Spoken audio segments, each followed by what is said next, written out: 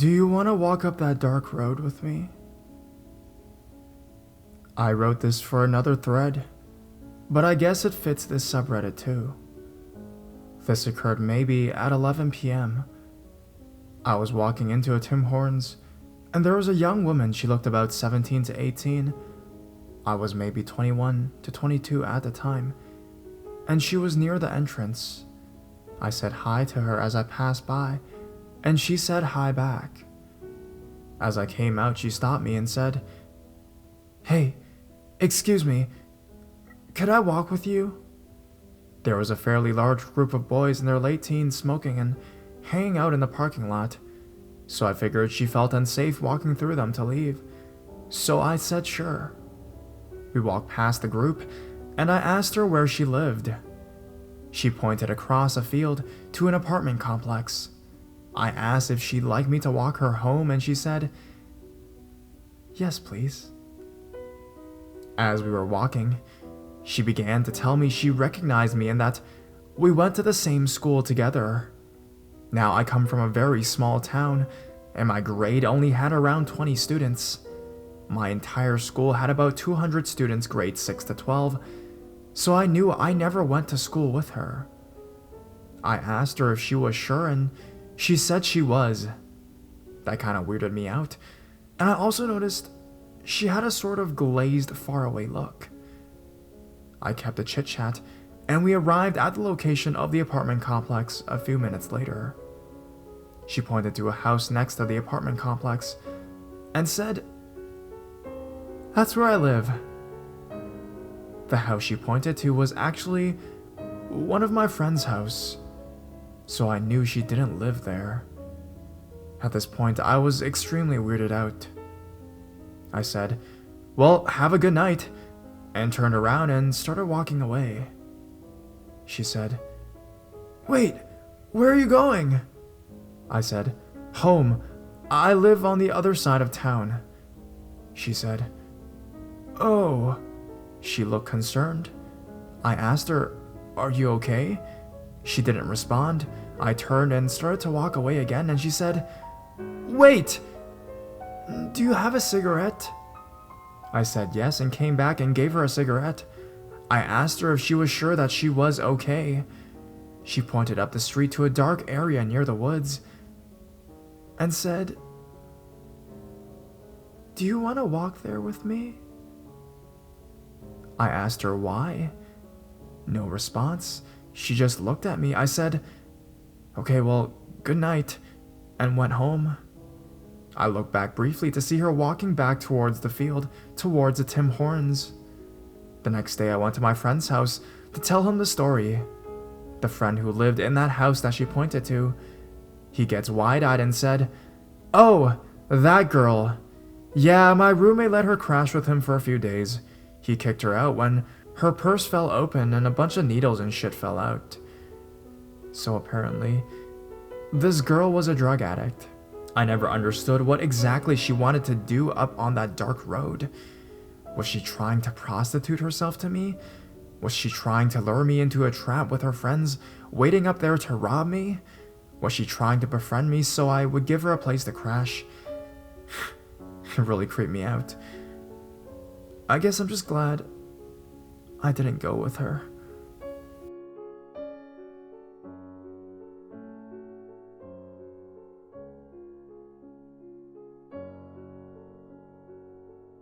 Rainy night. Crazy woman. I made this account to post because my friend said that my experience should be shared here. The house I live in is only a couple hundred meters away from a small church in a suburb.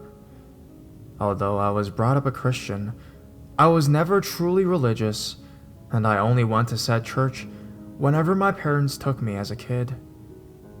My dad died when I was a teenager, and we stopped going as a family altogether. After that, I only went whenever my friends asked me to tag along. Now I'm 21, and I only pass by the church whenever I had to go into the city because there's a dirt road beside it that leads to the parking lot behind, adjacent to a major road, where it was easy to get on a bus to work. It was closer than the village gate in the opposite direction, and I only had to ride one bus from there. I'm not an easily scared man, nor have I previously experienced lasting trauma after being spooked. And I'm here to tell you that what I saw beside that church 3 months ago still haunts me to my core. A storm was announced to hit earlier that week, but leaving for work that early Thursday morning, the skies were clear, not a single cloud to cover the starry sky, so I didn't bring an umbrella. I climbed over the parking lot gate because it was chained shut until 6 for the first mass. The guard at the outpost didn't mind because the church staff knew my family well. I work at a hotel as a line cook, and it's a very demanding job. I have to leave home before the sunrise, and most days, I work long after it has set. The only time I get to see the sun is if I'm assigned to a station at the buffet, where we have a view to the poolside. It was an average, overworked, and underpaid kind of day for me. I wasn't assigned at the buffet line. I stayed in the kitchen where there wasn't any windows, so I was surprised to see the flooded streets when I clocked out. Apparently, it had been raining heavily all afternoon, and it had subsided around sunset. It was around 8 in the evening when I left the hotel, and in my country, flooded streets meant standstill traffic for at least a couple of hours. This wasn't that uncommon. I had dealt with similar situations before. It also meant I could sleep on the bus, so it wasn't too upsetting. Fast forward to around midnight, and it's pouring out again. I'm not too far off from the church parking lot, so I decided to get off the bus and start walking because it had not budged for the last 10 minutes. I put my phone and wallet in my waterproof backpack, which also contained a spare shirt, my house key, and my knife set. I didn't mind getting wet. Around this time, the parking lot gate was already chained shut, but I climbed over it like I usually do. It was flooded knee-deep in the parking lot, and there were no security guard at the outpost. I figured he retreated into the church. It's dark, but I focus on the small lights from the houses in the distance. They only look like dots from that far. I trudged my way through the open parking lot that could have been passed as a kiddie pool when I heard this strange sloshing at the far corner to my left. Due to the heavy rain, I couldn't make out clearly what it was, but I knew that I wasn't alone. All the lights to the lot were shut, and the only things to guide me were the few lights of the houses far ahead and my memory of the area's landscape. It's a straight shot from the dirt road, so I didn't really have to worry about a light source. The sound of all the falling raindrops accumulated into dull static noise, so it was easy for me to hear that there was something going on in that corner. I could see the shape of a person who seemed to be sitting down, so I could only see from the waist up. As I got closer and my eyes better adjusted to the dark, I could tell that it was a woman because of her long hair and curvy outline. She was flailing her arms and splashing the water around, grunting as she pounded her fist into the water. She was about 2 car lengths away, so I wasn't too concerned about it. I've dealt with crazy people before. I glanced over a few times as I passed her, and then got onto the dirt road. Quite unnerving. She was out of my line of sight at this point, and the mud made it hard to walk. Water was only ankle deep, but I kept having to jerk my foot free after each step because my shoes would sink into the mud. A small splash made me look over my shoulder, and in the darkness of that dirt road, the woman was splayed out face first in the shallow water. I froze, thinking whether or not I should help her. I hated the thought of being the guy who let someone drown in water 6 inches deep. She was about 10 steps away from me, and before I could decide what to do, she started to move. It was too dark to see any details, but her outline was distinguishable enough for me to see that she was looking up at me. She slowly got on her hands and feet like she was about to stand, but her hands lingered on the ground, rump in the air. I was already scared pale at this point. My legs didn't work and I thought for reaching my knives, but I was afraid to move. And then she started crawling towards me on her hands and feet. This sent a jolt through me, and all of a sudden, I'm sprinting towards my house. I could hear the splashes behind me, along with her coarse breathing, almost like she was coughing. My eyes started filling with tears, and the rain against my face made the light in the distant houses blurry, but I knew that at that point I was running for my life. I couldn't tell if she was catching up, but I didn't have it in me to look back. I heard her yell in a voice so rough it resembled a pig squeal, short, sharp, and loud, a wordless shout of anger.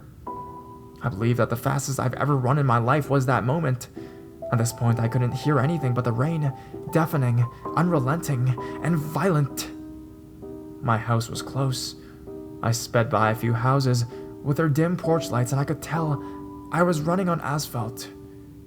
I didn't know when it happened, but apparently I lost my shoe back at the dirt road. One last bend, and I was at my doorstep. I forcefully tore my backpack zipper open and fumbled around the inside for the key, frantically looking around to see if she was still chasing me. I got in the house, slammed the door shut, and collapsed.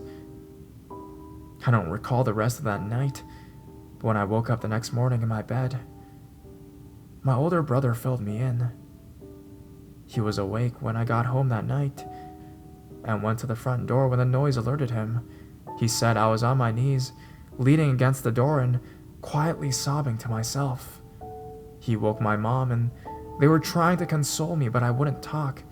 They tried to ask me questions, but I would just shake my head. They got me in some dry clothes and led me to bed. Over breakfast, I explained what happened and my mom said she'd notify the village guards. I could tell that they were concerned for my safety, but they didn't understand the fear that I felt. My brother even joked about it. I didn't go to work that day. In fact, I took the rest of the week off because I caught a fever. The guards did a minor investigation and even increased patrol for a while, but they didn't find anything but my shoes in the parking lot. When I did get better, I started taking the long walk to the main village gate to work. Going home, I now carpool with a buddy who can get me close enough to home that I didn't have to use the dirt road route. Days that he can't drive me, I take a taxi even if it hurts my pocket a bit. I can't walk alone anymore without glancing over my shoulder every 5 seconds. Sudden noises make my heart jump. I can't stand the sound of rain. I've been getting better though. I can sleep with the lights off now. I just wish I could stop seeing the crawling woman's shape when I start drifting off to sleep. I wish I could tell you more about her, I honestly do, but it's one thing to be afraid of something, but when you lack the understanding of what you fear, your mind fills in the blanks with terrifying detail.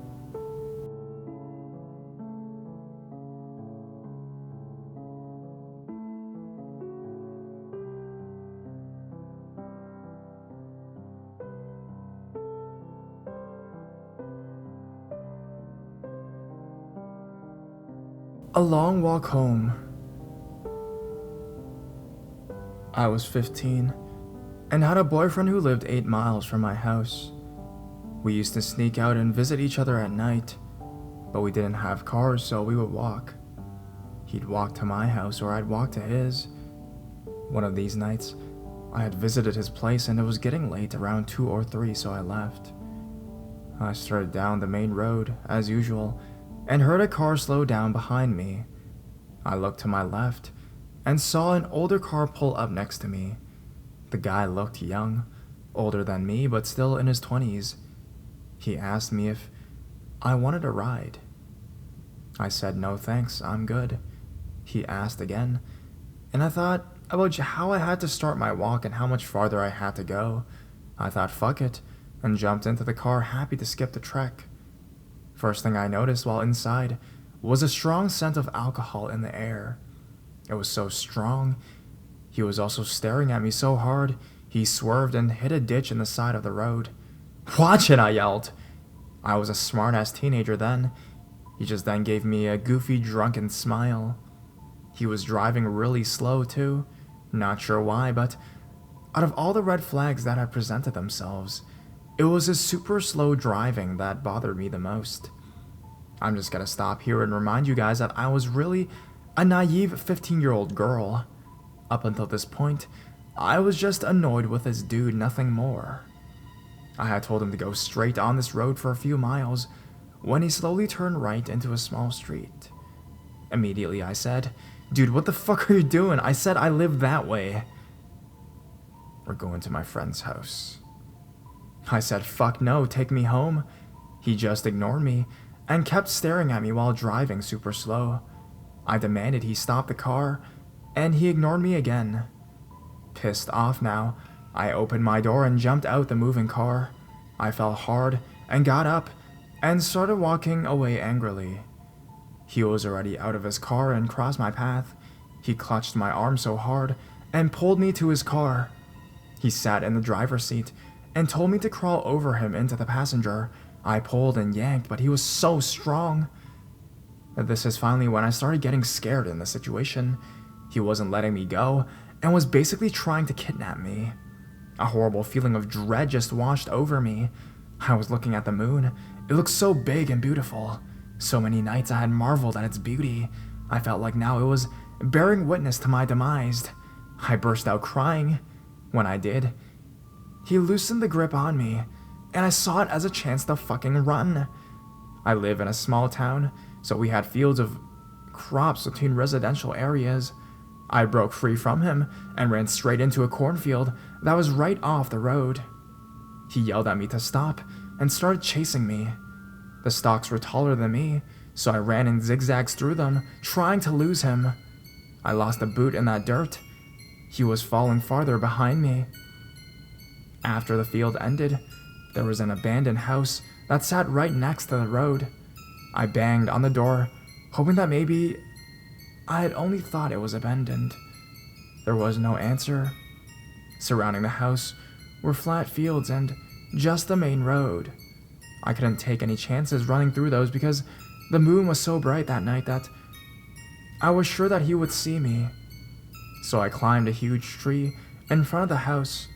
It was so high, I was just hoping that he wouldn't see me. He came out of the cornfields and I could see him below, looking all around for me.